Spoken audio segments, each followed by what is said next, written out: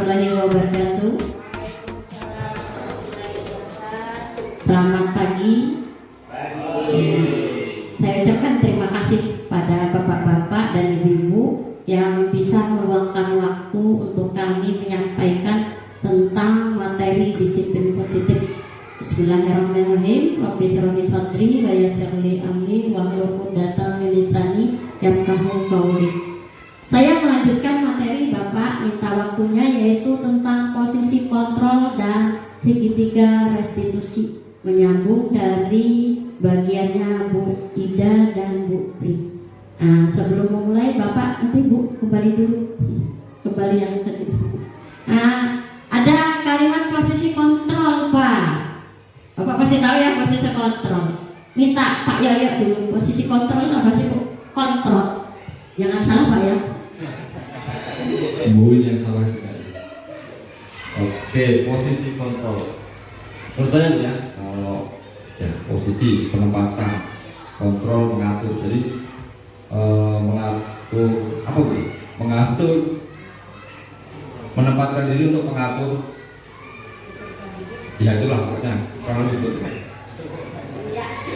Baik sekali Pak Yoyo, terima kasih. Mengontrol atau mengatur ya. Saya minta lagi perwakilan gender Ibu Agus.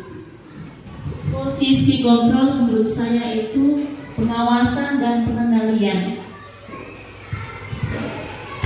Iya, terima kasih, bagus sekali Bu Agus. Jadi pernyataan dari Pak Yoyo dan Bu Agus itu sudah benar sekali Pak. Jadi posisi kontrol itu bagaimana kemampuan kita untuk mengatur atau mengarahkan. Next beda.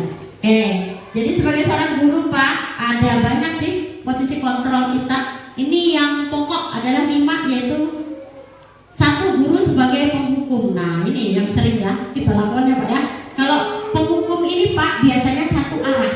Jadi kalau biasanya sih kita melakukan ini karena kita tidak mau repot. Biasanya sih Pak, daripada kita mengganggu pekerjaan kita, repot, butuh waktu lagi, jadi kita praktis langsung menghukum. Anak melanggar disiplin positif, langsung kita beri hukuman. Sering kita lakukan Pak ya. Kemudian kalau guru sebagai pembuat masalah, ini identik kayak anak nanti ujungnya merasa dia berbuat salah, sedih dia. Itu biasanya pembuat masalah. Jadi biasanya ucapannya apa ya? Seperti membuat anak itu terluka kalau untuk bersalah itu. Kemudian yang 3 sebagai teman. Nah, ini biasanya identik kata ayolah. Nah, biasanya bantu bapak dong. Itu biasa seperti itu. Tapi ini berbahaya juga Pak kalau sebagai teman ini. Nanti anak tidak bisa membedakan posisi dia sebagai murid atau sebagai teman. Nah, kemudian yang 3 yaitu sebagai pemantau. Ini biasanya sesuai aturan. Dia menanyakan aja. Kalau ada murid yang berbuat melanggar disiplin positif, biasanya begini, ayo aturannya bagaimana? Kamu kan sudah tahu, biasanya begitu. Dia tidak akan menanyakan alasan apa segala macam ya Pak ya. Nah yang terakhir yaitu sebagai manajer. Sebagai manajer ini biasanya kalau ada anak-anak atau murid kita melakukan pelanggaran disiplin positif, kita tidak serta-merta langsung memberikan hukuman atau konsekuensi, tetapi kita biasanya menanyakan dulu alasannya kenapa terlambat. Kemudian sebenarnya saya mau bikin video Pak, takut durasinya panjang. Ada saya melakukan video sangat bagus sekali Pak. Nah, next selanjutnya. Nah, ini 5 posisi kontrol yang dijelaskan Bu Ida sama Bu Pri tadi. Sebagai penghukum sampai dampak-dampaknya kepada anak, Bapak bisa lihat sendiri. Kemudian identitas gagal yang dikatakan gagal itu sebagai penghukum Pak. Jadi sebisa mungkin kita menghindari seperti ini. Kemudian yang kedua konsekuensi yang ini Pak. Ini yang kedua. Konsekuensi itu ada kesepakatan antara guru dengan murid. Tapi ini biasanya hanya jangka pendek saja. Jadi tidak bisa berterus-terus. Nanti bisa berubah lagi. Nah yang terakhir yaitu sebagai manajer. Nah ini yang sangat kita perlukan nanti Pak, karena itu jadi jangka panjang, bisa jadi jangka panjang. Akan tetapi nanti misalnya kalau tidak berhasil, bisa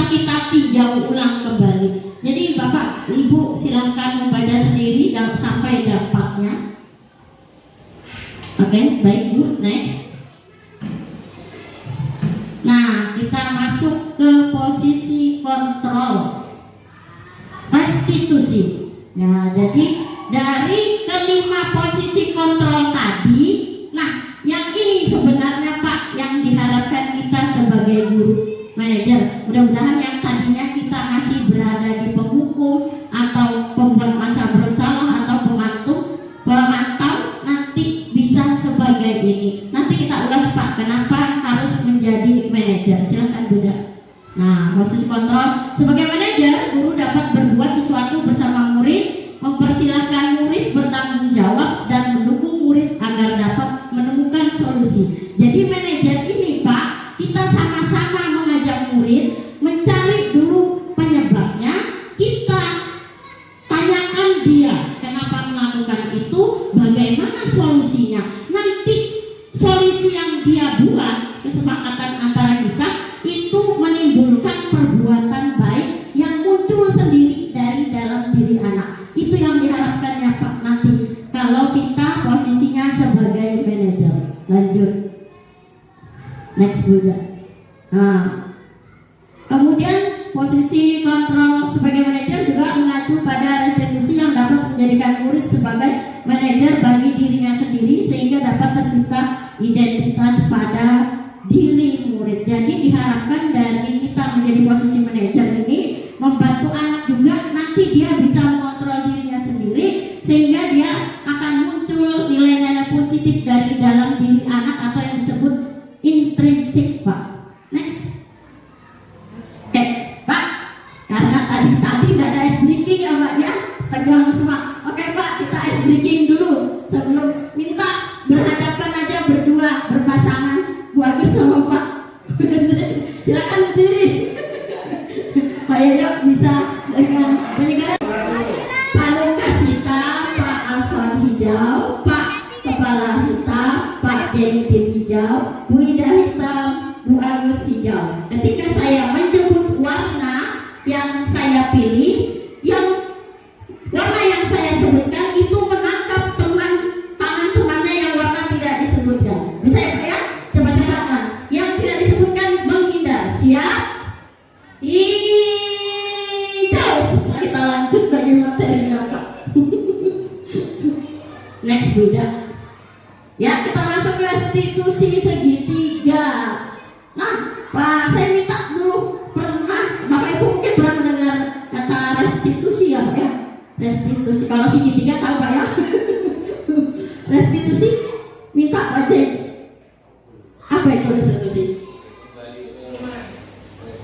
Kembali kemana itu? Pak, Pak. Atau Pak ya, Pak lah. Ya, terima kasih belum dan selesai Pak.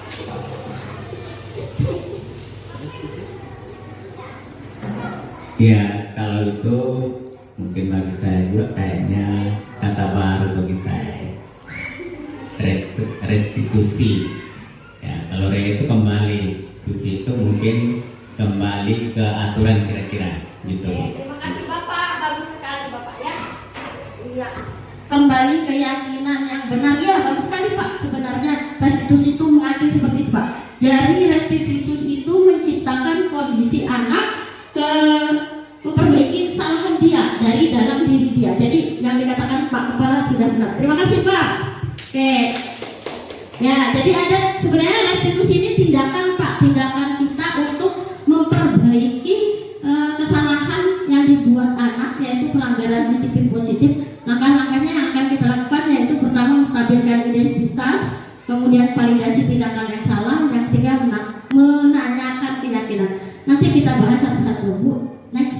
Nah, menstabilkan identitas itu apa sih? Ini langkah restitusi yang pertama, yaitu menstabilkan identitas dilakukan berdasarkan prinsip bahwa membuat kesalahan adalah bagian dari proses pembelajaran. Jadi anak berbuat salah itu sebenarnya dia proses pembelajaran. Mengapa dia melakukan kesalahan? Kita kembali tadi Pak ke 5 kebutuhan dasar manusia. Jadi anak berbuat seperti itu dari memenuhi kebutuhan dasarnya tadi Pak. Kemudian dari identitas gagal menjadi identitas sukses. Tadi sudah menyampaikan kebutuhan dasar manusia atau anak tadi, ya dari situ Pak nanti kita bisa merestitusi kenapa anak ini berbuat salah. Next, Wida. Oke, kemudian masih kita berikan, ini indikatornya biasa Pak, apa yang harus kita lakukan. Nah kemarin Bapak pernah lihat kami bertiga memanggil anak yang melakukan pelanggaran ya Pak ya. Nah itulah salah satu langkah kami untuk mencoba merestitusi. Ini identik, pertama berbuat salah itu hal manusiawi, ini bisa kita ucapkan untuk membuka percakapan kepada anak sehingga kita tidak menyalahkan anak tersebut Pak. Ini indikator yang bisa kita lakukan Pak, menanyakan kepada anak, tidak ada manusia yang sempurna, supaya dia lebih nyaman Pak, tidak takut untuk mengungkapkan kenapa dia harus melakukan itu. Kemudian kita pasti bisa menyelesaikannya sampai Bapak Ibu tidak tertarik untuk mencari tahu siapa yang benar salah. Biasanya kalau kita tanya sama anak, ayo tadi kenapa? Anak itu langsung gini, kamu tadi duluan, dia Pak tadi yang duluan. Jadi kita menengahi saja pakai begini. Jadi Pak Ibu tidak mencari siapa yang salah di antara kalian, tapi kita harus menyelesaikan masalah ini. Next, Wida. Ini yang kedua, validasi tindakan yang salah. Validasi tindakan yang salah yaitu berdasarkan prinsip bahwa setiap perilaku berupaya memenuhi suatu kebutuhan tertentu. Nah ini tadi Pak, kenapa dia melakukan? Karena kebutuhan dasar dia tadi tidak terpenuhi. Kemudian sehingga guru atau orang tua akan bergeser dari pemikiran stimulus respon menjadi proaktif. Nah dari sinilah kita Pak nanti. Ini sebenarnya bagus juga untuk kita sebagai orang tua Pak.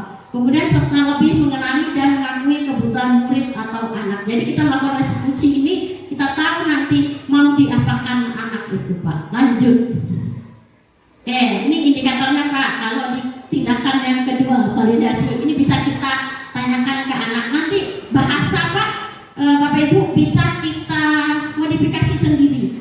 Yang penting mengacu pada indikator seperti ini. Yang pertama, kamu pasti punya alasan. Nah ini menanyakan alasan. Jadi di validasi ini anak diminta untuk menceritakan alasannya mengapa dia melakukan hal tersebut. Kemudian apa yang penting bagi kamu boleh tetap berusaha menjaga sikap itu sampai maukah kamu belajar cara lain. Nah ini Pak. Lanjut, next.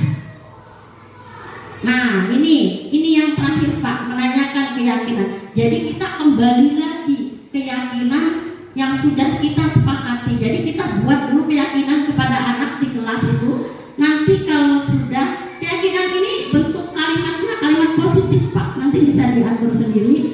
Nah dari sini patokan kita menanyakan anak kenapa dia melanggar disiplin tersebut. Kita kembalikan ke keyakinan yang sudah kita sepakati bersama, ditandatangani oleh warga di kelas. Apa sih? Ya ini indikatornya. Apa nilai yang kita percaya? Nah ini Pak, kita tanyakan ini kepada anak ketika melakukan restitusi. Nilai-nilai kita kembalikan kepada anak tersebut Pak. Nanti kita tanyakan, apakah kamu mau memperbaikinya? Kembali kepada dirinya. Nah, nanti anak pasti akan menyampaikan. Tapi tidak sekedar dia menyampaikan untuk memperbaiki, kita harus nanti kita restitusi, kita tanyakan lagi Pak, kita tinjau lagi. Jadi tujuan restitusi ini sebenarnya supaya anak ini menyadari bahwa yang dilakukannya itu keliru, kemudian dia mempunyai inisiatif untuk memperbaiki yang timbul dari dalam diri anak itu sendiri, bukan karena hadiah, bukan karena takut hukuman. Nah ini Pak, jadi muncul dari diri anak itu yang diharapkan dari restitusi ini Pak. Mudah-mudahan kita sebagai guru di SD 024 bisa melaksanakan. Memang semua itu butuh proses Bapak Ibu, tidak langsung instan jadi pelan-pelan saja Pak, kita berusaha ya, supaya anak nanti tidak merubah dirinya menjadi lebih baik. Itu bukan karena terpaksa, bukan karena mengharapkan hadiah atau pujian ya Bapak ya Pak Lukas ya. Nah jadi anak bisa menyadari kesalahannya sendiri, bisa memperbaiki dari dirinya sendiri. Nanti ujung-ujungnya tujuan kita kan supaya anak itu sesuai visi sekolah kita. Ya, Pak Yaya, visi sekolah adalah mewujudkan peserta didik yang berakhlak mulia, kemudian kreatif, inovatif, sesuai profil pelajar Pancasila. Jadi kembali ke nilai-nilai kebajikan. Memang rasanya berat ya Bapak, Ibu. Agak berat ya Pak ya, karena belum terbiasa. Mudah-mudahan nanti kita bisa terbiasa melakukannya Pak. Kita bersama-sama berkolaborasi. Next. Nah, demikian yang bisa saya sampaikan Pak. Saya mohon maaf jika ada kesalahan atau ucapan saya tidak berkenan atau kurang serap Pak ya. Kami mohon maaf. Akhir kata saya ucapkan wabillahi taufiq wal hidayah. Wassalamualaikum warahmatullahi wabarakatuh. Terima kasih Bapak Ibu.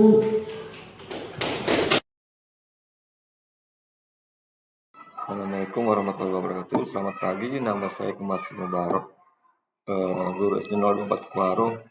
Hari ini saya sudah mengikuti pengembasan budaya positif bersama Bu Triyanti, Bu Winingsih, Bu Ida Rohaini, yang merupakan anggota calon guru penggerak angkatan ke-11. Alhamdulillah banyak ilmu yang saya dapat, terutama sekali pada materi restitusi, di mana di situ menjelaskan bagaimana menerapkan restitusi agar dapat membangun kesadaran diri pada anak supaya bisa memperbaiki diri. Begitu saya. Terima kasih. Assalamualaikum warahmatullahi wabarakatuh. Selamat pagi. Assalamualaikum warahmatullahi wabarakatuh. Waalaikumsalam warahmatullahi wabarakatuh. Selamat pagi. Pagi. Asik. Hari ini seperti janji Ibu, kita akan membuat keyakinan kelas. Nah, kepercayaannya, kepercayaan diri, apa lagi? Siapa yang mau? Kita kasih keyakinan itu. Nah, keyakinan itu adalah nilai-nilai kebajikan atau nilai-nilai positif. Tahu positif? Nah, berarti kalau positif itu apa? Baik. Jadi nilai-nilai yang baik yang disepakati bersama oleh guru, termasuk ibu, bapak ibu guru, kemudian dengan kalian. Nah, di dalam kelas saat berinteraksi. Apa saja sih Bu nilai-nilai kebaikan itu atau kebajikan itu? Nanti kita bersama-sama membahasnya. Kenapa Bu perlu disepakati? Supaya nanti kalau kalian, nah ini hubungannya dengan disiplin positif atau pelanggaran-pelanggaran yang dilakukan kalian. Kalian kan kadang-kadang tidak sengaja menyinggung temannya, tidak bersikap sopan dalam berbicara. Itu termasuk dalam pelanggaran disiplin positif. Itulah tujuan dibuat dari keyakinan kelas. Jadi gini, tujuan keyakinan kelas itu untuk menciptakan lingkungan belajar yang aman, nyaman, dan tertib. Ini sebenarnya kalian inginkan tadi. Ada nilai-nilai yang perlu kita yakini. Nah, seperti agama. Kenapa kamu yakin dengan agama? Ya, karena yakin ada Tuhan. Karena semua yang ada di dalam dunia ini disebabkan oleh sesuatu. Sesuatu itu adalah Tuhan. Yakin kita, padahal kita tidak lihat. Begitu juga nanti nilai-nilai kebajikan ini kita tidak melihat, tapi kita meyakini, menyadari. Oke, sekarang Ibu minta tolong setiap anak kira-kira membuat saja tulisan di bukunya. Ayo, apa yang diinginkan? Silakan satu orang, tidak usah banyak, satu orang satu. Gede-gede Sa. Yang sudah silakan tulis di depan. Suasana belajar yang aman, nyaman, dan tertib. Terkeinginan juga. Tulis saja di papan. Nah, tulis. Oke, selanjutnya. Ya, maju. Kalau sama tidak ditulis tidak apa-apa, karena sudah sama dengan aku. Oke. Aku sama.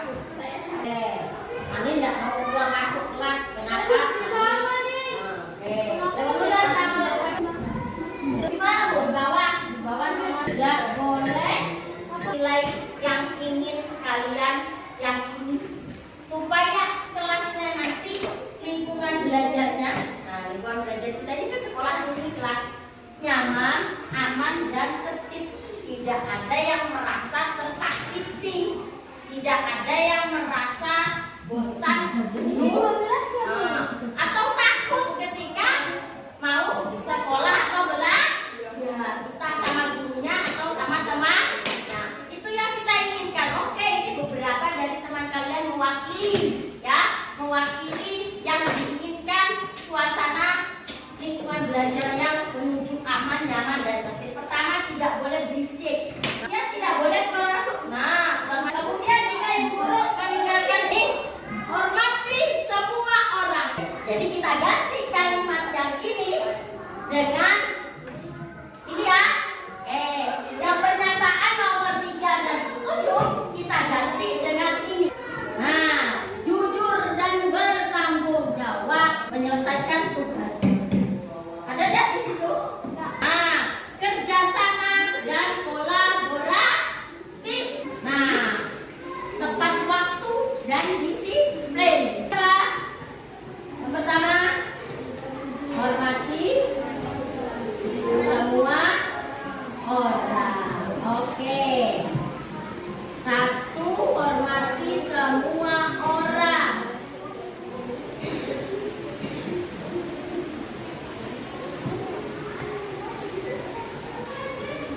Yang kedua apa tadi? Ayo, yang kedua tadi. Ya, kerjasama dan kolaborasi. Kita lihat dulu apa tadi kesepakatan yang kedua. Nah, jujur dan bertanggung jawab. Boleh tadi terbalik nggak apa-apa. Jujur dan bertanggung jawab. Jujur orang tunggu. Nah, jujur dan bertanggung jawab. Yang ketiga apa tadi? Siapa yang ingat? Ayo yang ketiga. Sudah yang pertama